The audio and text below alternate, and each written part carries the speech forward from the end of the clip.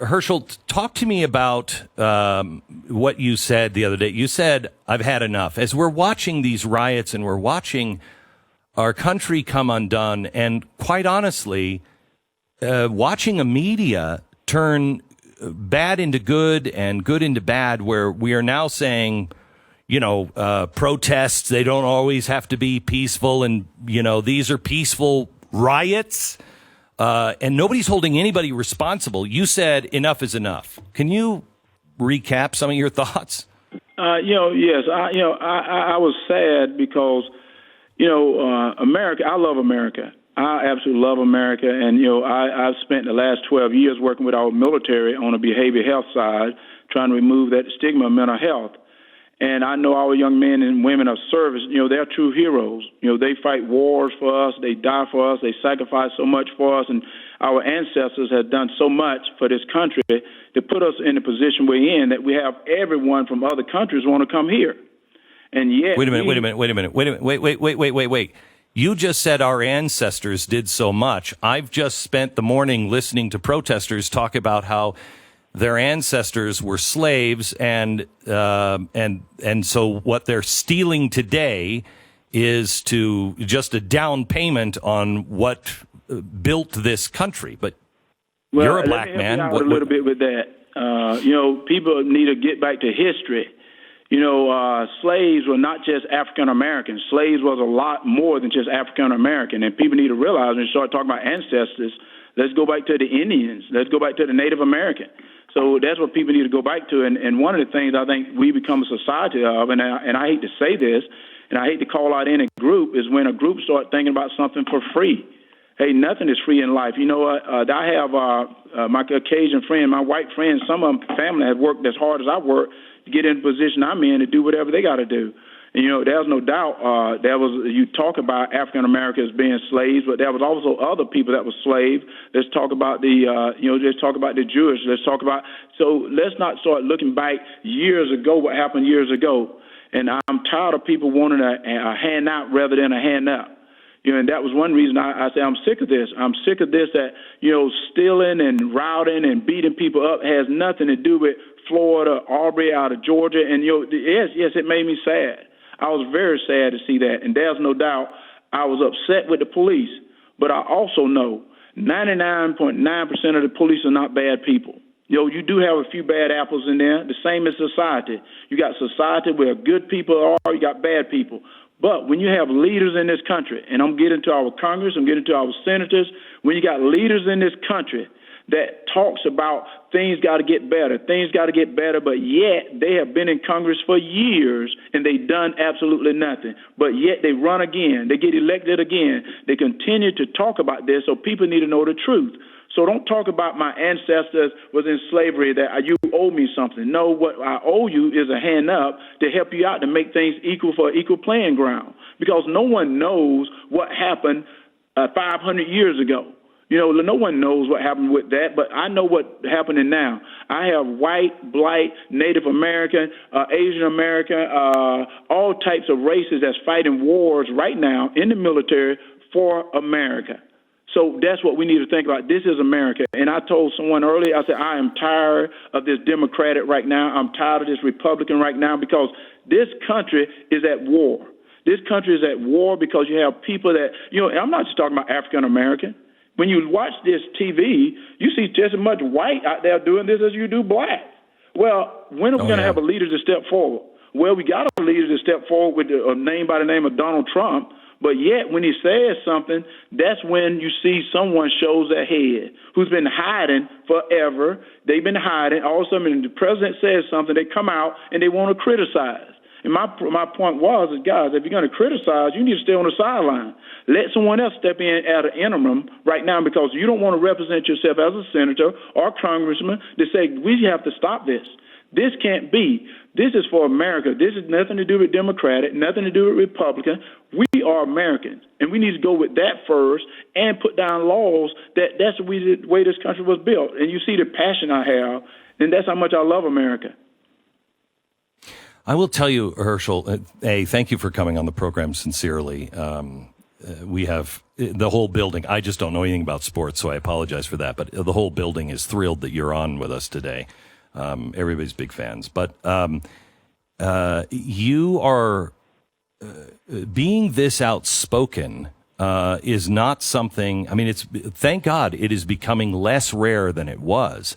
But being this outspoken, you are immediately a traitor to your race with the left, et cetera, et cetera. And I'm so sick of all of this with you because this is about I'm not asking for anything. I support the police, and I support throwing the bad police, getting them fired, and if they deserve it, jail. I don't want any of this to happen to anybody of any color.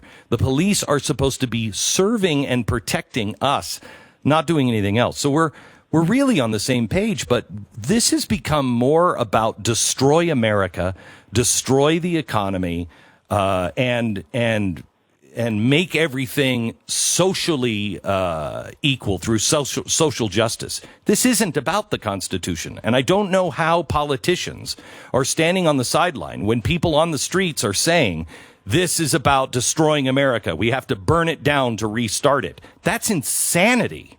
Well, how do we reach those people? You said something that is, you don't know how they're doing it, but I'm going to help you to understand that. And that's why I said truth will set you free. Since this administration has came into office, they have tried many things to throw him off base. First, it was the Russia. Then it was the impeachment. And then it's the pandemic. And now it's this. But yet they continue to criticize. And all I said is, you know what, I like Donald Trump. People don't know I started out with Donald Trump. I knew Donald Trump before he became the Donald. He was my first boss I ever had. And I said, guys, this interesting. If Biden win the presidency coming up, I will support him because he's the president. And what's great about America is they gave me a right to choose to decide what I want to do. That's why I spoke out against Biden when he said, if you don't vote for me, you're not black. Well, I said, you know what's so funny about that is that's the reason they fought wars, is give me that opportunity to decide who I want to vote for, to decide what I want to do. And that's what made America beautiful. Well, right now, people are upset because you like this, and if you don't like what I like, you're a racist. Well, when they use that word, and I say our Congress have used that word in the House, that someone is a racist, do they know what racist really is? People were hung for that. People were beat up for that. People had dogs bitten them for that. That's what a racist is. I know that. I grew up in Georgia when things was getting better. Do we have a long ways to go? Yes, we do. But are we a great country? Yes, we are. What is the reason everyone want to come to America? Because it's better than where they came from. And I even thought of something earlier today. I said, you know what we can do? Everyone that's so upset, they're so mad, and everyone first told me that if Donald Trump get into office, they're leaving the United States. But no one left. Well, I want to throw something out. I'm going to throw it out to all the airlines and to everyone that can travel. If people don't like the United States today, they think it's so bad. If we can give them a ticket and let them go wherever they want to go at, because that'll be fine. I donate into it, and I want them to be happy. I will join you in that, and I will donate to that as well. Well, that's what I want to throw out. I want to throw it out like we want to help them out. And because I would not fight my white brother right now. I would not fight him. One of my biggest, and I'm gonna throw him out. One of my biggest friend, and he's like a brother to me, is a guy by the name of Francisco Ross. Francisco Ross was the first Latino in America to play at the University of Georgia. He became my big brother. He would die for me, and I would die for him. And right now, he has gone through just as much as I've gone through. And it's like, guys, I have another friend. I'm going to throw him out, a guy from Van, Texas, named Todd Fowler. Todd Fowler and myself and Tony Dorsett were roommates at the Dallas Cowboys. Todd Fowler is like a brother to me. And I'm going to be there, and I'll stand with him shoulder to shoulder. And that's what I told people today. I said, guys, I will stand with the police shoulder to shoulder when they're doing the right things. The same thing I stand with the protesters. I stand shoulder to shoulder with you. I'll shout as much as you want to shout. But to become destroying, to become a thief, to become someone beaten up, it is not right. It needs to be called out for what it is. And I think the call Floyd name, Aubrey name, even Mr. Dorn, a police officer who was black that was killed, to put that name in this rioting, in this loot, all this stuff is totally not right. It's not fair. You know, they're not of that. We are better than this. And our senators, our Congress people need to come together and get with this president who is trying. You know, this president is trying. You know, people, the truth, let's hear the truth. The truth is, in 3 years this president has been in office, and African Americans need to hear this. He's done more for African Americans than the last 4 administrations has been in.